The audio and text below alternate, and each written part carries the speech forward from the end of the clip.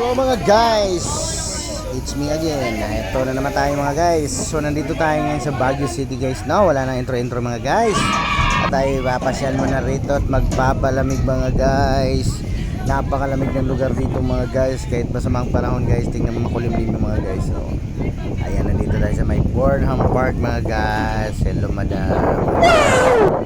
Ayan mga guys, ayun, gusto mong sumakay dyan sa Swan boat mga guys. Pwede ka mag-rent ng boat mga guys. Ayan. Ayun yung SM doon guys. So, ayan. Pinakadulo. Mamaya pupunta tayo doon mga guys. At mag-iikot muna rito sa may Baguio City mga guys.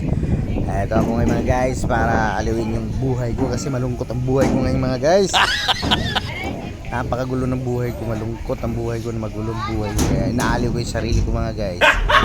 Ayan mga guys. Kasi napakahirap pag dinamdam mo lahat ng mga problema mga guys.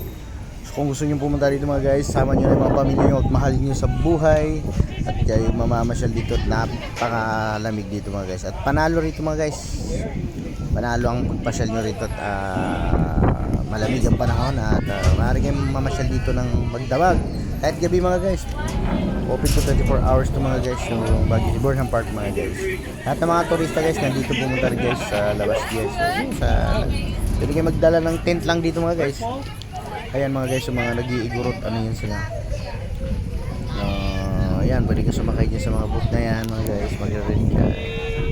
Yung mga igurot yan, mga lahi yan mga guys. Mga igurot yan mga guys. So ako muna dito, magpapalamig muna ako guys. Kasi galing ako sa mapait na kapalaran mga guys.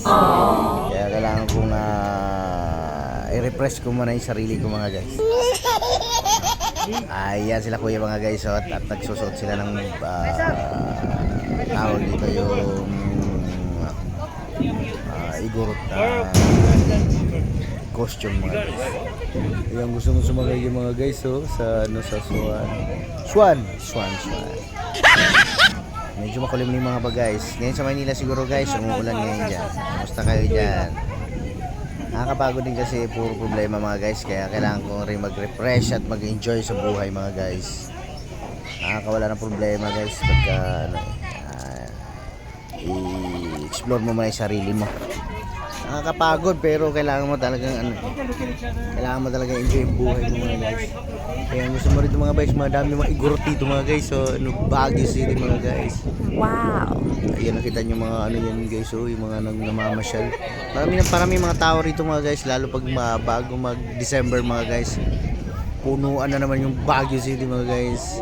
6 na taon ako rito mga guys sa Baguio mga guys. 6 na taon ako nanirahan dito mga guys. Wow. Thank you for watching mga guys. Ingat-ingat kayo. God bless you all. Bye bye.